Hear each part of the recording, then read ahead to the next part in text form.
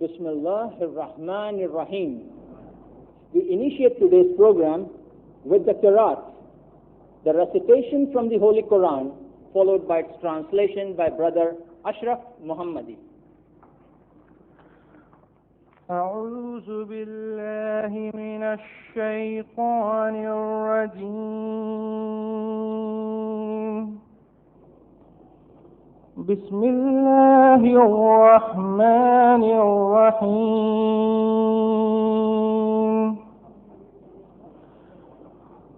فكيف كان عذابي ونذري ولقد يسرنا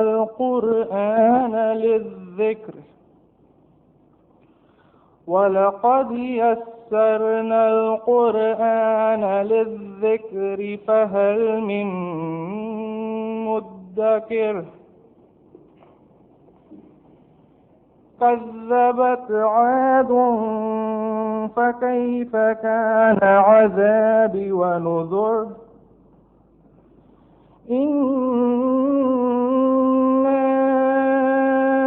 أرسلنا عليهم ريحا صرصرا في يوم نحس مستمر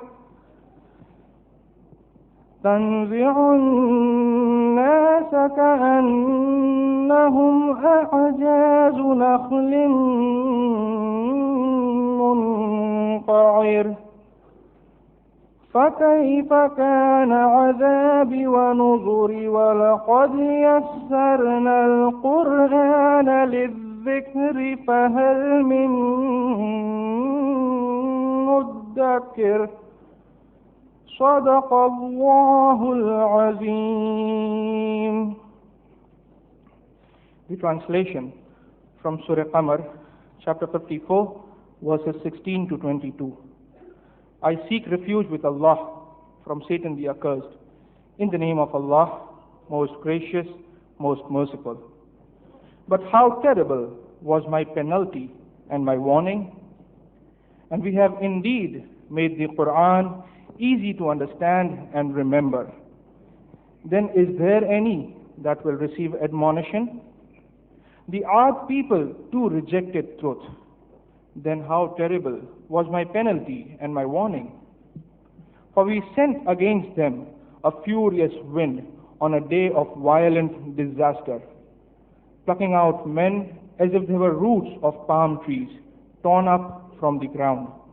Yeah, how terrible was my penalty and my warning. But we have indeed made the Qur'an easy to understand and remember. Then is there any that will receive admonition? Verily, Allah has spoken the truth.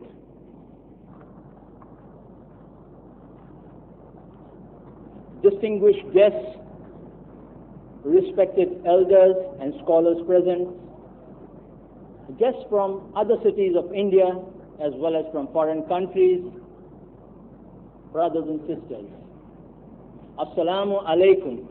May peace be on you. The Islamic Research Foundation is a registered public charitable trust. It strives for Islamic dawah, the proper presentation, understanding and clarification about Islam, as well as removing misconceptions about Islam from amongst Muslims as well as non-Muslims. Reason, logic, and modern scientific understanding are the basis of all its presentations and discussions. The IRF office complex has a video cassette library, a publication department, a video cable satellite television production studio, an audio-video recording department, a computer department. It also has a multi-purpose audio-visual reading room, a sales outlet called Islamic Dimensions, a ladies' wing, and a children's wing. These provide the much-needed facilities and services for understanding the overall excellence of Islam and its proper teachings. The IRF office and its facilities are open to all between 10 a.m. and 8:30 p.m. daily, except Fridays. The video cassette library of the IRF has one of the largest and most broad-based collection of video cassettes on Islam and comparative religions in the world. It presently has more than 3,000 video cassette titles which are available on free hire. These video cassette titles include films, interviews, television programs, documentaries, etc., produced by internationally acclaimed production units, as well as lectures, debates, and symposia of world-renowned Islamic orators and scholars. The computer department deals with data and studies related to the Qur'an and Hadith, fiqh, Sharia, Islamic games, and quiz programs. It also has many multimedia CD-ROMs, email, and internet, including its own website. Dr. Zakir Naik, a medical doctor by professional training, is the president of the Islamic Research Foundation. Dr. Zakir has been confirmed as a dynamic critical analyst and speaker of international standing for Islam by Sheikh Ahmad Deedat, the world-famous orator on Islam. Leading international newspapers have appreciated Dr. Zakir as, and I quote, an eminent Islamic scholar, a dynamic da'i of Islam, a person with the reserve to foil the Western media myths about Islam, one whose deep knowledge of Islam, as well as of Christianity, Judaism, and Hinduism is commendable, one who explains Islam in a clear and scientific way, one who dispels rumors and presents a correct picture of Islam, unquote. As he spreads the truth of Islam, Dr. Zakir is renowned for his critical analysis and convincing answers to spontaneous questions posed by the audiences attending his public talks. In the last 1 year itself, in addition to his many talks delivered in India, he has delivered more than 130 public talks in the United States of America, Canada, United Kingdom, Singapore, Malaysia, Saudi Arabia, Sri Lanka, and Bahrain.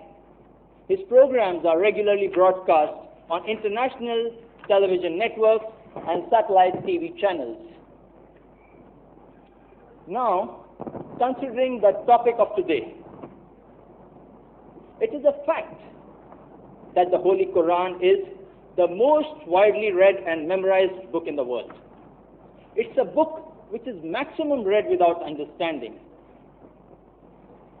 The questions perplexing many people are, was the Qur'an revealed to be recited only? Is it meant for reading and understanding by scholars only?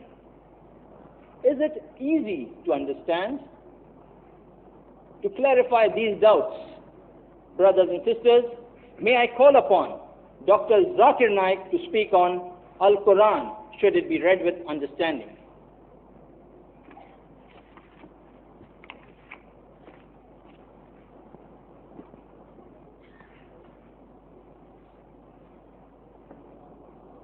أعوذ بالله من الشيطان الرجيم بسم الله الرحمن الرحيم ولقد يسرنا القرآن للذكر فهل من مدكر بسم الله الرحمن الرحيم رب اشرح لي صدري ويسر لي أمري واحلل عقدة من لساني يفقهوا قولي. I welcome all of you with Islamic greetings. Assalamu alaikum wa rahmatullahi wa barakatuh. May peace, blessings and mercy of Allah subhanahu wa ta'ala be on all of you. The topic of this morning's talk is Al-Quran, should it be read with understanding? The Holy Quran is the last and final revelation of Allah subhanahu wa ta'ala, which was revealed to the last and final messenger, Prophet Muhammad, peace be upon him. The Holy Quran is the most positive book in the world. It's a proclamation to humanity. It's a fountain of mercy and wisdom. It's a warning to the heedless. It's a guide to the erring, an assurance to those in doubt, a solace to the suffering, and a hope to those in despair. Do you think it's possible to derive all these benefits from the Holy Quran unless you read, understand, ponder over the meaning, implement, and put it to practice? Alhamdulillah, the Holy Quran is the most widely read book in the world. But unfortunately, it's also the book which is the maximum read without understanding. That's the reason the relationship of the Muslims with the Quran has weakened, and it has left us with only paying outwardly respect to it, and we have not derived the real benefit and guidance for which it was revealed. What a tragic misfortune it is if you came to the Quran and you went away empty-handed, souls untouched, heart unmoved, and the life unchanged. Allah subhanahu wa ta'ala says in the Holy Quran, in Surah Al-Imran, chapter number 3, verse number 110, He says, "Kuntum khayra ummatin ukhrijat lin-nas." That, O ye Muslims, you are the best of people evolved for mankind. Allah subhanahu wa ta'ala is calling us the khayra ummah, the best of people evolved for mankind. But natural, the reason for it is also given in the same verse. تَأْمِرُونَ بِالْمَعْرُوفِ وَتَنْهَوْنَ عَنِ الْمُنْكَرِ وَتُؤْمِنُونَ بِاللَّهِ. Because we enjoin what is good and we forbid what is wrong and we believe in Allah. The reason Allah subhanahu wa ta'ala is calling us Muslims as khayra ummah, the best of people, is because we enjoin what is good and we forbid what is wrong. We can only enjoin what is good and forbid what is wrong if we know what is good and what is wrong. If we do not know what is good and what is wrong, how can we enjoin the good and forbid the wrong? The word Quran has been derived from the Arabic root word qara, which means a collection, to read, a book meant to be read, to be recited, to be proclaimed. The Quran calls itself as the Furqan, the criteria to judge right from wrong. Therefore, in order for us to proclaim the Holy Quran, in order for us to use the Holy Quran as a criteria to judge right from wrong, it is compulsory for every Muslim to read the Holy Quran with understanding. Let's analyze today the various reasons that the Muslims give for not reading the Holy Quran with understanding. The most common of all the excuses is that we do not know Arabic as a language. Today, the world's population is approximately 5 billion, out of which more than 20%, more than 1 billion Muslims are there. And amongst the Muslims, about 15% they are Arab. And besides the Arabs, only a few Muslims know Arabic as a language. That means more than 80% of the Muslim world do not understand Arabic as a language. The moment a child is born, he does not know any language. He learns the language of the mother, that's the mother tongue, so that he can converse with the family members. He learns the language of the locality so that he can communicate with the people living around him. He learns the language in which he is educated. Every human being at least knows 2 or 3 languages. Some of them know 4 or 5, while the others, they are linguists. I do know that for a person to learn a language, it's much more easier during childhood. But age is never a barrier from doing any good work. And I cannot resist but give you the example of Dr. Maurice Bucaille. Dr. Maurice Bucaille is a French scientist and surgeon who was given the French Academy Award of Medicine. And he was selected to do research on the mummy of Manapcha, the body of the pharaoh which is mentioned in the Bible. And Dr. Maurice Bucaille, being a Christian, he was conversant with the story of the pharaoh given in the Bible, and that pharaoh drowns in pursuit of Moses, peace be upon him. During one of the visits of Dr. Maurice Bucaille to Saudi Arabia, he was told that the Holy Qur'an mentions in Surah Yunus, chapter number 10, verse number 92, that Allah subhanahu wa ta'ala says that we shall save the body of the pharaoh. We shall preserve the body of the pharaoh as a sign for posterity, as a sign for humankind. Dr. Maurice Bucaille was surprised that how can this book, the Holy Quran, mention this fact 1400 years ago, which we discovered recently. This inspired Dr. Maurice Bucaille to read the translation of the Holy Quran. He was so impressed that he, though being a Christian, at the age of 50, he learned Arabic as a language to understand the Quran better, to understand the Quran directly. And after his research, he wrote a book, The Bible, Quran and Science, which says that all the scientific phenomena mentioned in the Holy Quran, they are in perfect conformity with the latest researches of modern science. Whereas most of the same scientific phenomena mentioned in the Bible is absolutely unacceptable by the scientists. The main point to be noted here is that Dr. Maurice Bucaille, though being a non-Muslim, he learned Arabic at the age of 50 so that he could understand the Holy Quran. I do not expect each and every adult Muslim to be as enthusiastic, to be as interested as Dr. Maurice Bucaille and learn Arabic at an elderly age, but surely every Muslim can make an effort. And inshallah, most of us will be successful. But even if a person doesn't know Arabic as a language, that should not discourage him from reading the Quran with understanding.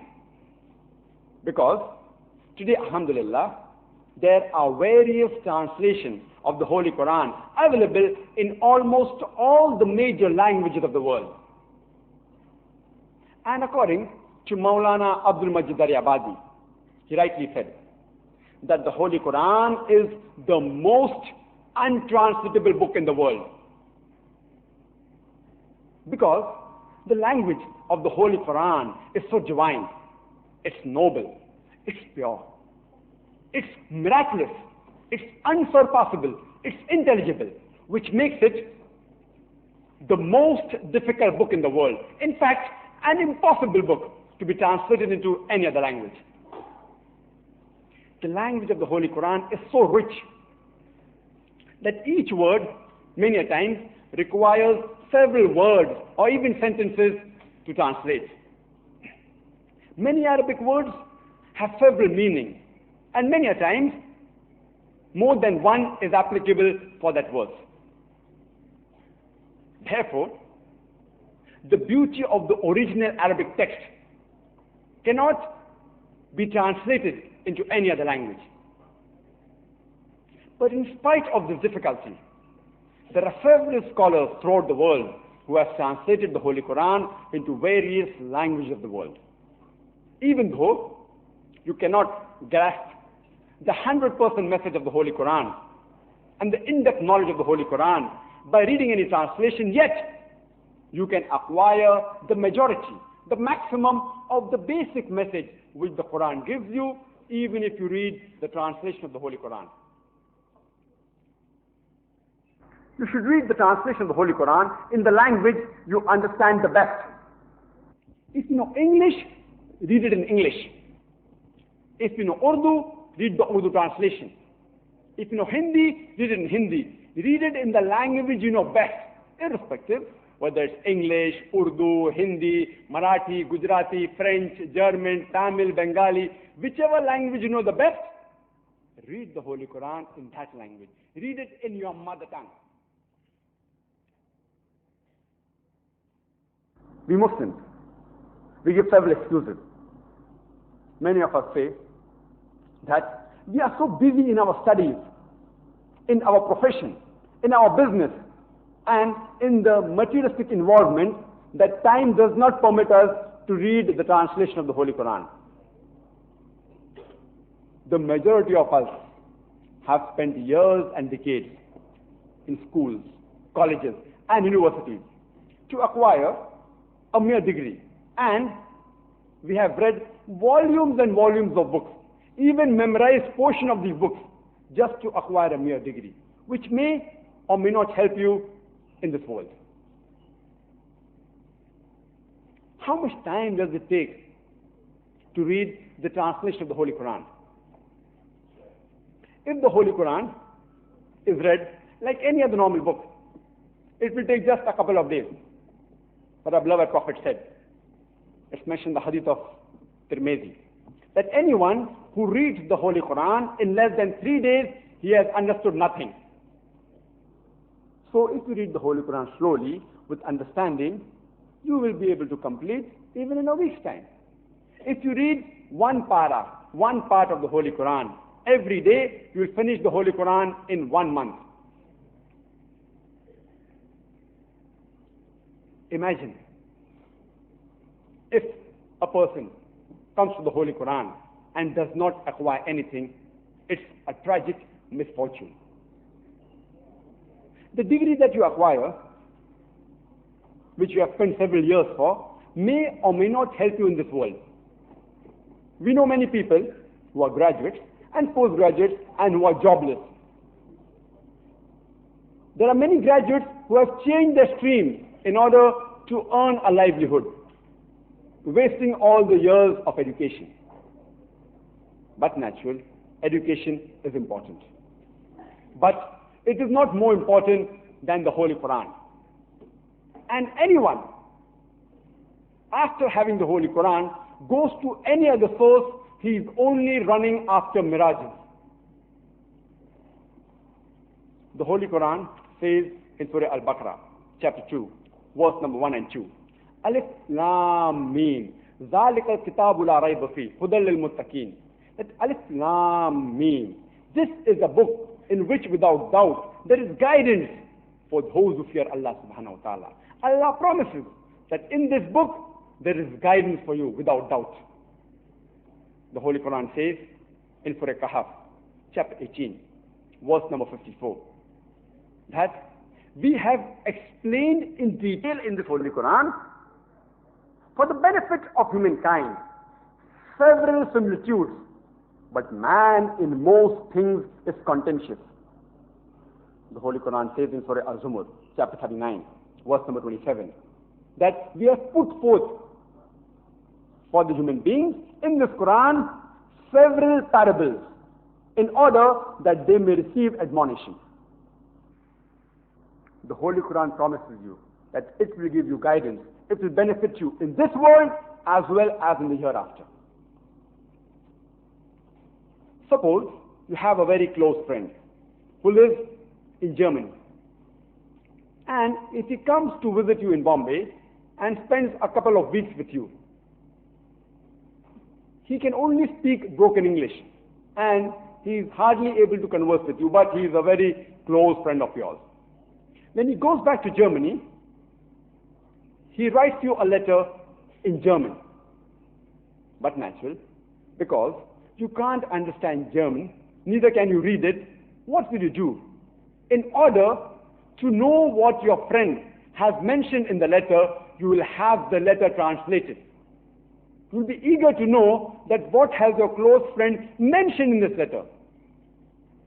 So can't we Muslims take the trouble to know what our Lord and Creator, Allah subhanahu wa ta'ala, has mentioned in His last and final revelation, the Holy Quran? We Muslims, we say, we love Allah subhanahu wa ta'ala more than anyone in the world, more than everyone in the world. But do we actually mean it? Verbally we say it, but do we mean it? For our friend, we can have the letter translated. We'll take all the pains to know that what is mentioned in the letter.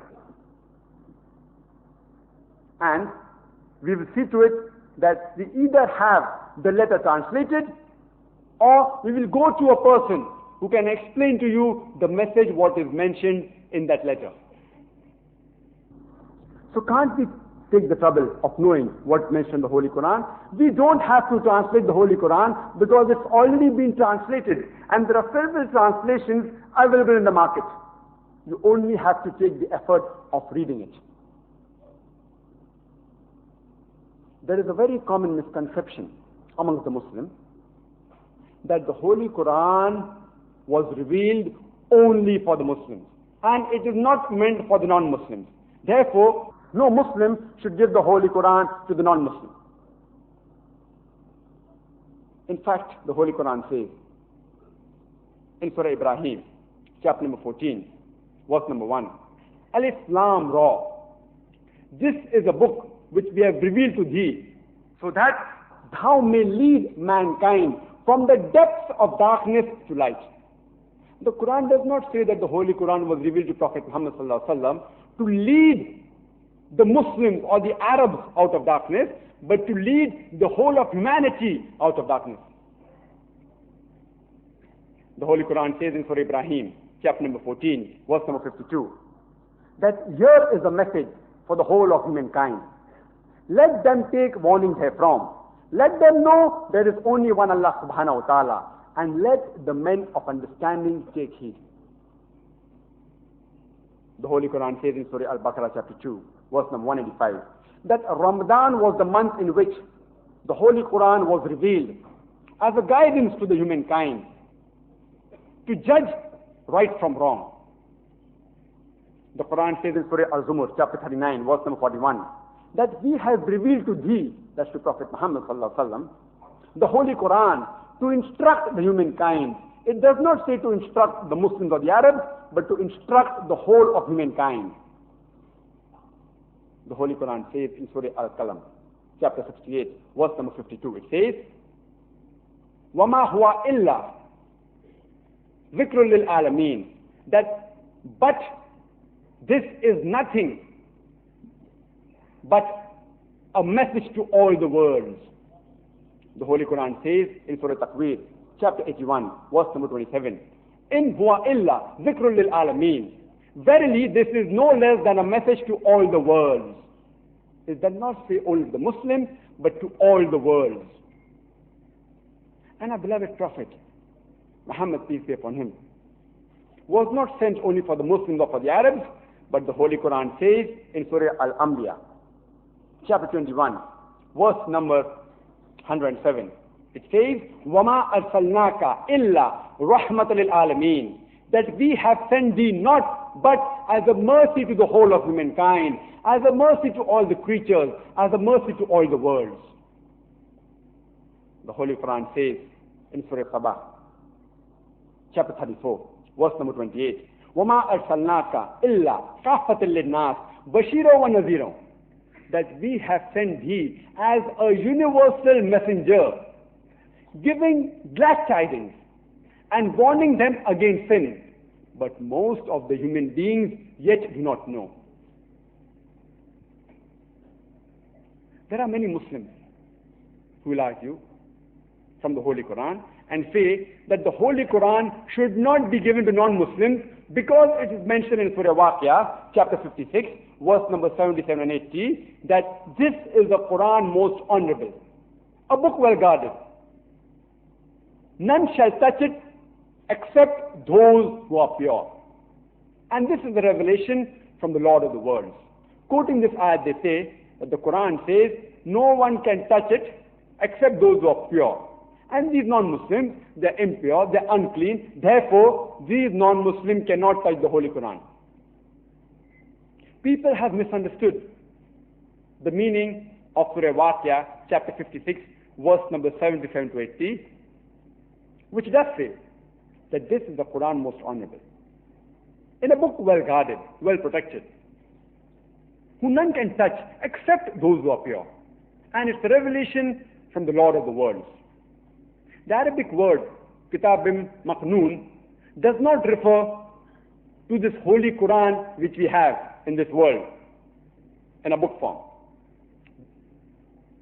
And if it refers to this book form, and if the Arabic word Mutahharin mentioned in the Qur'an only refers to body cleanliness, then any non-Muslim can go in the market and very well purchase a copy of the Holy Qur'an for about 100 to 150 rupees and touch the Qur'an, and the Qur'an will be proved wrong. If you analyze the Arabic word, Kitab Maknoon refers to the Lawh Mahfuz, which is present in the heaven. And Mutahharin refers to something which is free from uncleanliness, from impurity, something which is free from sins and evils. But natural, it refers to the pure angels, which are free from sin and impurity.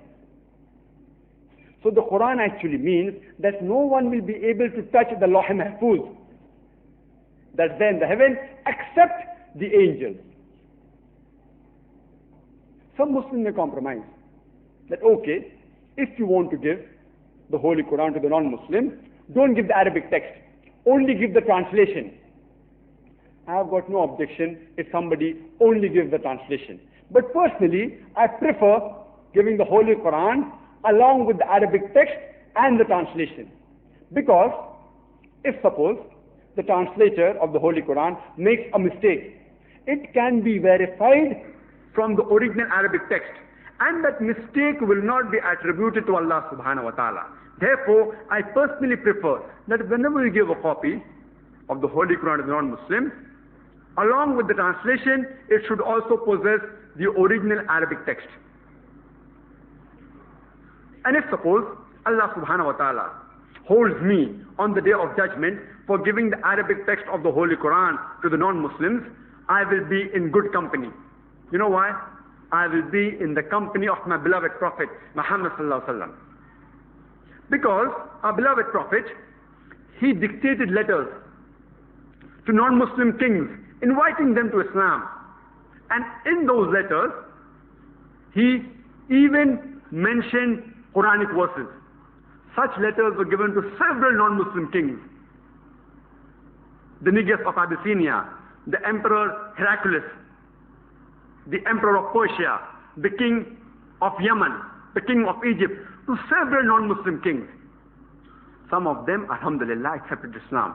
Some of them even tore the letter, while some even trampled it beneath their feet.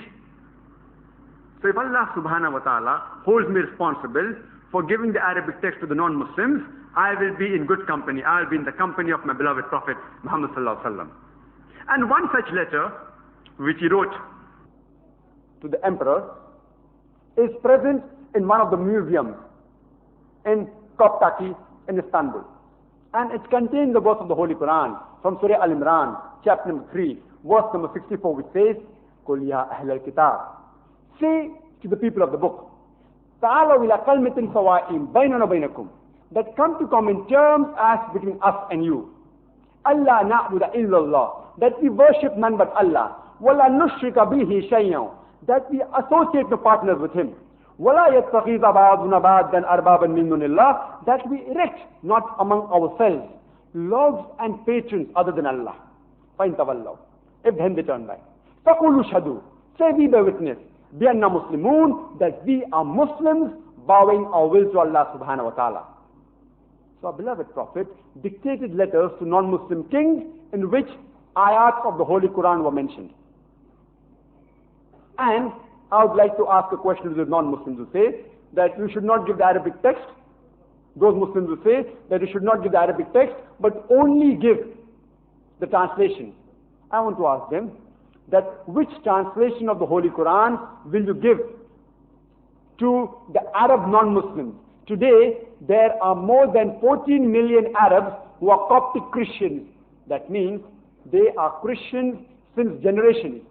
Which translation of the Holy Quran will you give to these Arab non-Muslims? than many Muslims say. That the Holy Qur'an is only meant to be read and understood by alims. And if a common man reads the Holy Qur'an with understanding, he will be misguided. I started my talk by quoting a verse from the Holy Qur'an, which is mentioned no less than 4 times in one surah alone. In Surah Al-Qamar, it's mentioned verse number 17, verse 22, verse 32, and verse number 40. وَلَقَدْ يَسَّرْنَا الْقُرْآنَ لِلذِّكْرِ فَهَلْ مِن مُدَّكِرٍ. We have revealed the Qur'an, and we have made the Qur'an easy for you to understand. Which of you shall receive admonition? Allah subhanahu wa ta'ala says that, and we have made the Qur'an easy for you to understand and remember. Is there any that shall not receive admonition? Allah subhanahu wa ta'ala says that it is easy for us to understand. Some Muslims say, you will get misguided. Who will you believe in? In Allah subhanahu wa ta'ala or the Muslims? The Holy Quran repeats several times that the reason for its revelation, which is also mentioned in Surah Al-Baqarah chapter 2, verse number 242, is لَعَلَّكُمْ تَعْقِلُونَ, so that you may understand. The Holy Quran says in Surah Al-Hijr, chapter number 15, verse number 1, Alif Lam Ra, Tilka Ayatul Kitabi, wa Qur'anil Mubin, that Alif Lam Ra, these are the ayat of the revelation of the Quran that makes things clear. Allah subhanahu wa ta'ala says that the revelation of the Holy Quran makes things clear. But some Muslims say that it confuses people, it misleads people. Who will you believe? These Muslims or Allah subhanahu wa ta'ala? But at the same time, the Holy Quran also mentions in Surah Nahl, chapter 16, verse number 43, it says, if you realize it not, ask those who possess the message. The Quran repeats the same information in Surah Furqan, chapter 25, verse number 59, which says, فَاسْأَلْ بِهِ خَبِيرًا. Ask of those who have knowledge. Ask of those who are well acquainted with things. So if there is any doubt, the Holy Quran says, ask the person who has knowledge. Ask the person who has information. You can very well go to an alim. What is the meaning of the word alim? It means a person who has ilm. It does not only mean that a person who has gone to Darul Ulum and who has spent 7 years or 14 years. If the Holy Quran speaks about science, and if you have difficulty in understanding it, who will you go to? Will you go to a cobbler or a barber? Who will you go to? You'll go to a scientist. Because a scientist is an alim in the field of science. If the Holy Quran speaks about medicine, you will not go to a person who has gone to Darul Ulum for 7 years and 14 years and who has no knowledge of medicine, but surely you will go to a doctor who's an alim in the field of medicine. If the Quran speaks about certain matter and you want to know the Nuzul-e-Quran, when it was revealed, and the Arabic grammar, you will not go to a scientist or a doctor, but you go to a Maulana who has spent 7 years or 14 years in Darul Ulum. Because that Maulana is an alim in the field of revelation of the Holy Quran, in the history of the Holy Quran, in the Arabic grammar. So if you have a doubt, ask the person who is an expert in that field. Ask an alim. Several years ago, there were a group of Arab students who collected all the data given in the Holy Quran dealing with embryology. And they followed the guidance which was given in the Holy Quran in Surah Nahl chapter 16 verse 43 and Surah Furqan chapter 25 verse 59, that if you are in doubt, ask the person who knows. And they presented all the data which they acquired from the Holy Quran to Professor Dr. Keith Moore, who happens to be the chairman of the Department of Anatomy in the University of Toronto in Canada. Professor Dr. Keithmo, he did the translation of all the verses that were presented to him dealing with embryology. And he said that majority of the information given in the Holy Quran is matching perfectly with the latest discoveries in the field of embryology.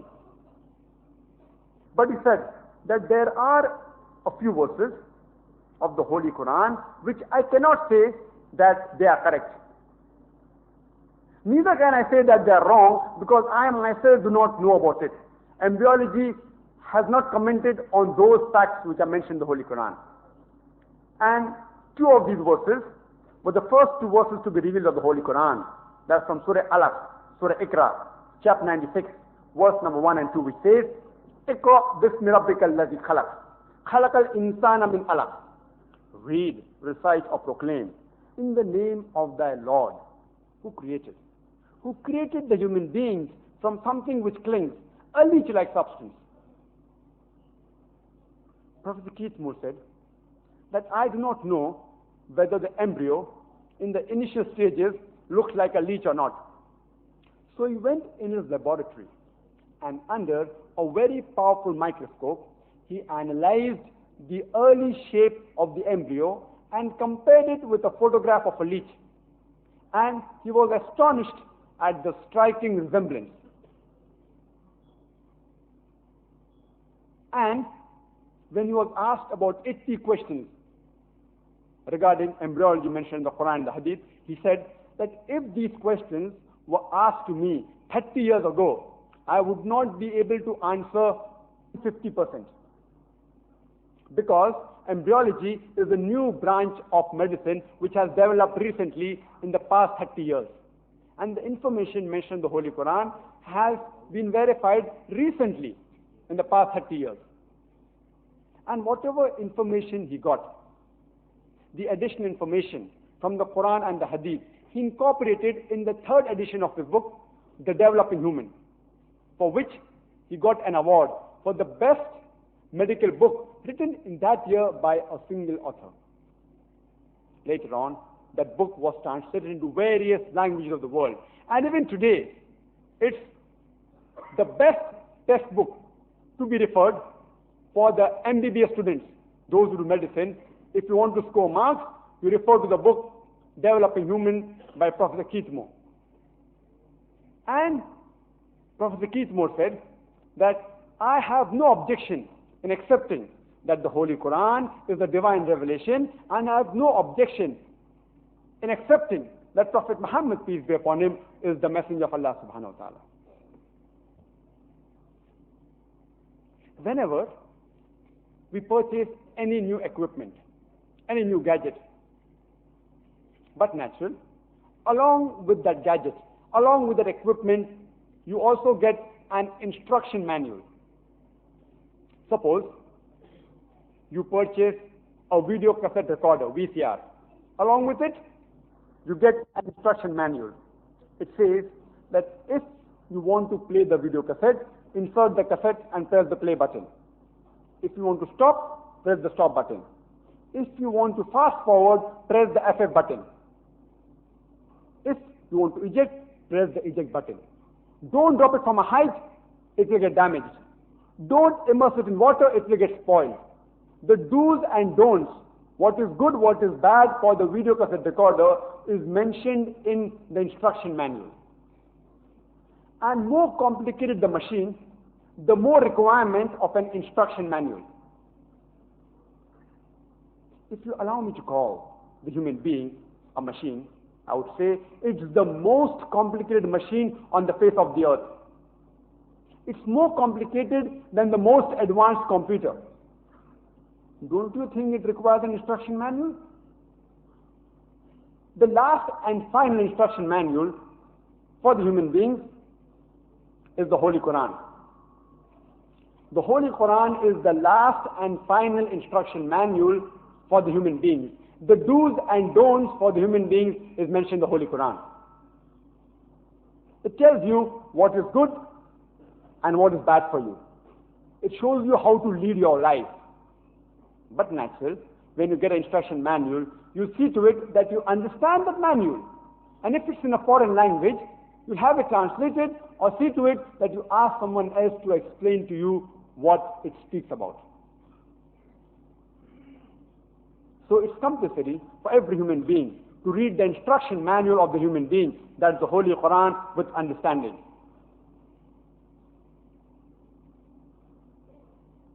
Previously, when automobiles were introduced for the first time in India, since people did not know how to drive the automobile, drive the car, the company, the moment you purchased a car, along with the car, it also gave you a driver. It provided you with a driver. There was a rich Nawab who purchases a new car. And along with the car, the company provides them with a driver. One day, the Nawab Sahib, he tells his driver that, keep the car ready. I want to take my wife, Begum Saiba, for shopping. So the driver tells him that, Nawab Sahib, the car is out of order. The Nawab Sahib gets angry and he says, I want the car in working condition immediately. So the driver tells him that, Nawab Sahib, to put the car back in working condition, I require 10 kgs of pure honey, 20 liters of pure milk, 30 kgs of pure ghee, and 40 kgs of rice. That also basmati rice. So Nawab Sahib provides him with this material. The driver takes it and gives it to his wife. And within a few minutes, the car is back in working condition. I'm asking the question that today, if your driver tells you that he requires 10 kgs of pure honey, 20 liters of pure milk, 30 kgs of pure ghee, and 40 kgs of basmati rice, what will you do? You kick him out of the job. Even though you're not a mechanic, you very well know that a car does not run on ghee, honey, rice, etc. It works on petrol, on gas. So similarly, if today all the Muslims know the basic message of the Holy Quran, no Muslim will take you for a ride. If the Muslims understand the message of the Holy Quran, there will not be so many differences of opinion. The reason we have a problem in the community today is because we don't read the Holy Quran with understanding. Suppose the car gets spoiled once in a year, you can very well go to a mechanic or an engineer. Similarly, while reading the Quran, if there is a difficulty, Quran says, ask the person who has knowledge. Go to a person who has knowledge and clarify your doubt. But there are some Muslims who give an argument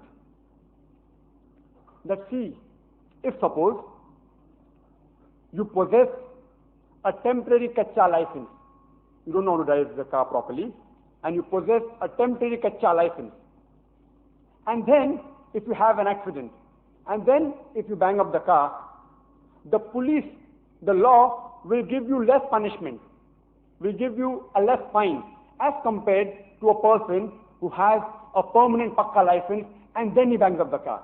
Therefore, it's better that the Muslims don't understand the Quran, and then if they commit sin, Allah subhanahu wa ta'ala will give you less punishment. If you know what the Quran has mentioned, and then if you commit sin, then Allah will give you double punishment, more punishment. Therefore, it's better that we remain ignorant, have a kacha license, and then commit mistakes, instead of having a pakka license and then committing sins. Beautiful logic. On the face of it, beautiful logic. But I tell these people, and the best way for a da'i to speak is agree with the argument and then prove them wrong. I tell them, I agree with you, that if a person having a temporary kacha license, if he bangs up the car, the police say will give him a fine of 1,000 rupees. And suppose a person has a pakka license, a permanent license, and if he bangs up the car, the police, the law will fine him with 2,000 rupees. I agree with them. But if you analyze a person who knows how to drive the car, who has a permanent pakka license, the chances that he'll bang up the car in 1 year's time is, say, maybe once. But the chances a person who does not know how to drive the car and has a kacha license, he may bang up the car 50 times in 1 year. So at the end of the year, the person having a Pakka license pays a fine of only 2,000 rupees, and the person having a Kacha license pays a fine of 50,000 rupees.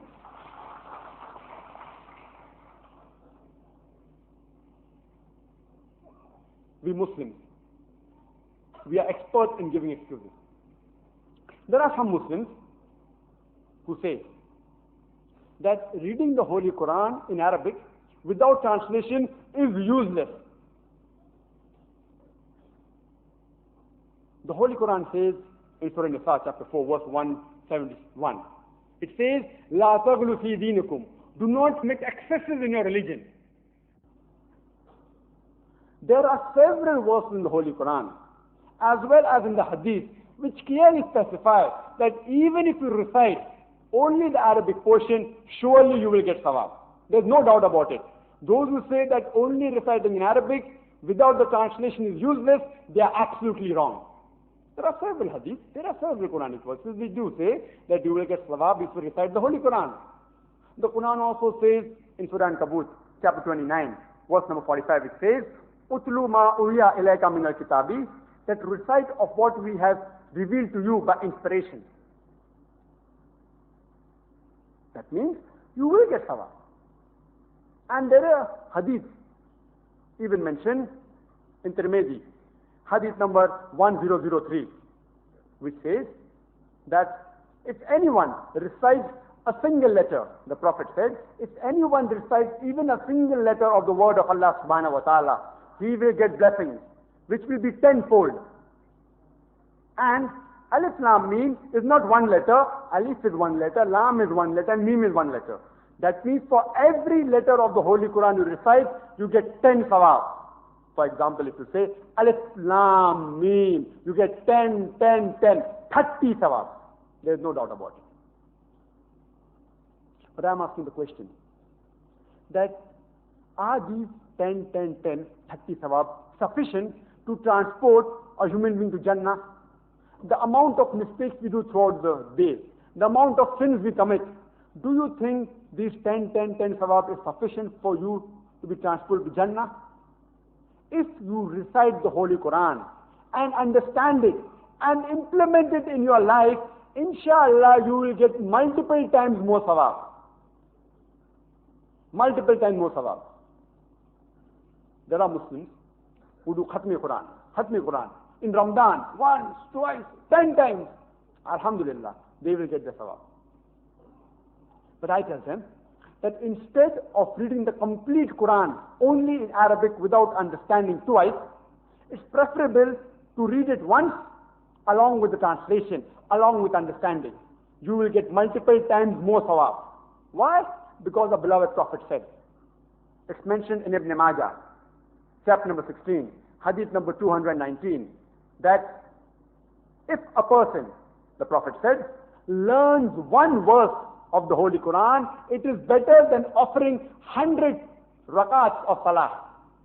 If you learn, if you understand one verse of the Holy Quran, it is better than offering 100 rakat salah. And in every rakat minimum you have to recite Surah Fatiha, which contains 7 verses. Therefore, in 100 rakat salah, you will have minimum 700 verses.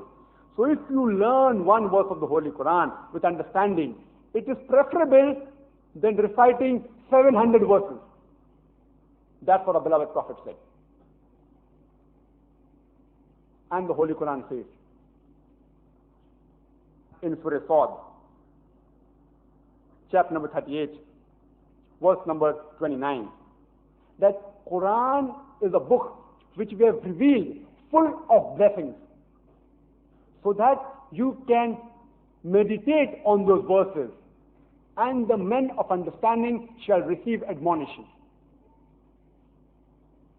The Holy Quran says in Surah chapter 62, verse number 5, the similitude of those that were given the Mosaic law, but they did not fulfill their obligations.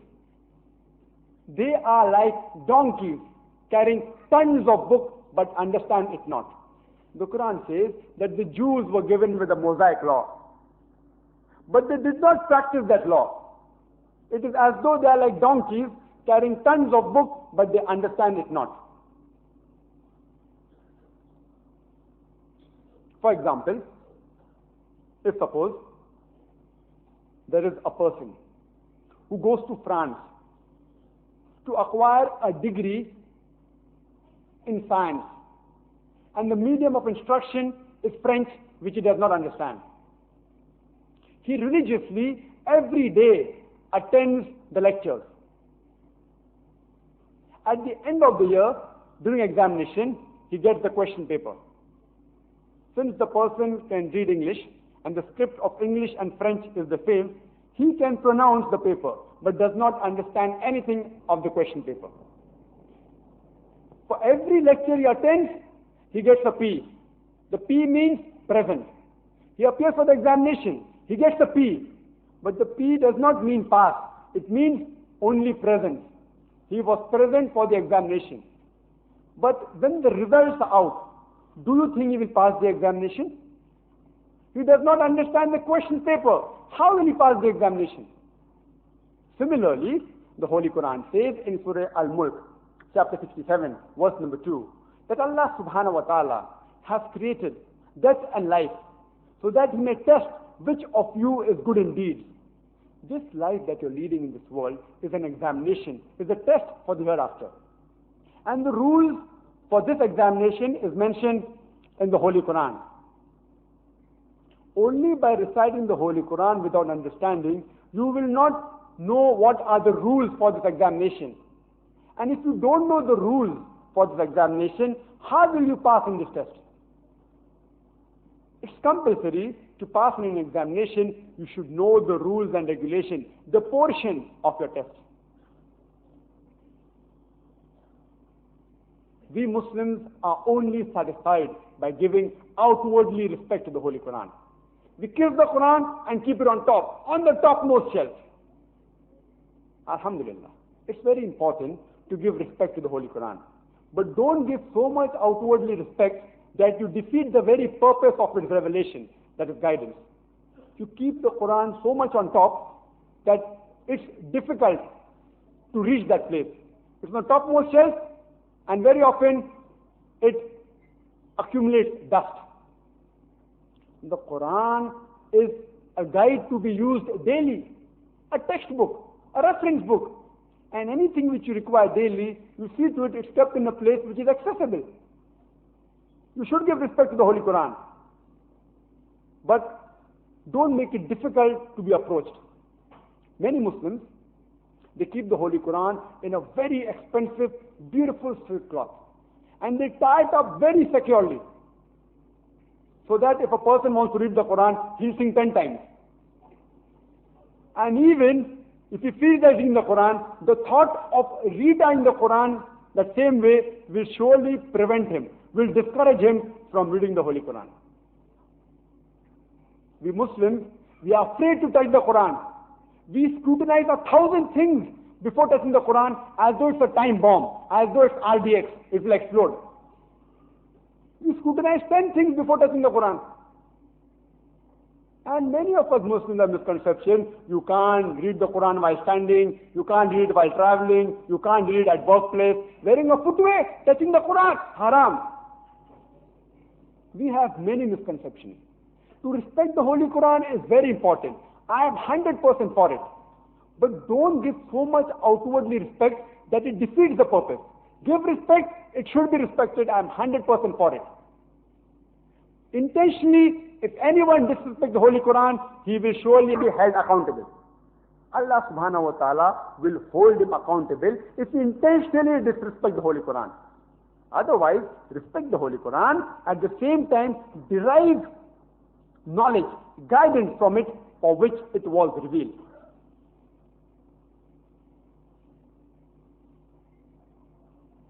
There are Muslims who, alhamdulillah, read the Holy Quran, but they do not derive the guidance from it. If you go to the Arab countries, you will find that when the Muslims, when they come to the mosque a bit early, before Salah time, most of them immediately pick up the Holy Quran and they read it. But naturally, since they know Arabic as a language, they don't have to read the translation. In our Indian mosque, you will find very few people Many people come before time, but very few people read the Qur'an. And that also only people in the first row. And if by mistake someone in the second row reads the Holy Qur'an, there is bound to be a Muslim who will come up and tell him, what are you doing? Somebody's back is facing the Qur'an and reading the Qur'an. Haram. Imagine his back is facing Allah's Kalam and you're reading it. I've been to the Haram, Masjid al-Haram in Makkah several times, alhamdulillah. And there regularly, they have classes where they teach students to recite the Quran as well as memorize the Holy Quran. And majority of the students, their back face the Quran of their colleagues. It's for convenience, not intentionally that we want to show the back. It's for convenience. It's not disrespecting the Quran because they're reading the Quran. They're implementing on the Holy Quran. They are memorizing the Quran.